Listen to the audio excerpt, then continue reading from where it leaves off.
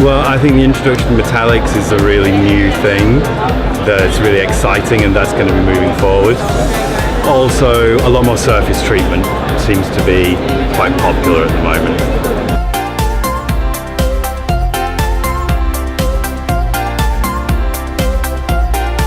The most popular colors you can see here, it's very popular all over the world, also in Russia. Silver, gold and blue metallization is also very popular.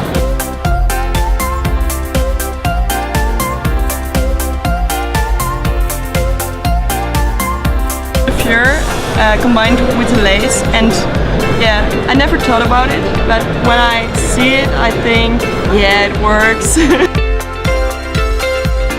I think it's an ongoing question depending on the customer base.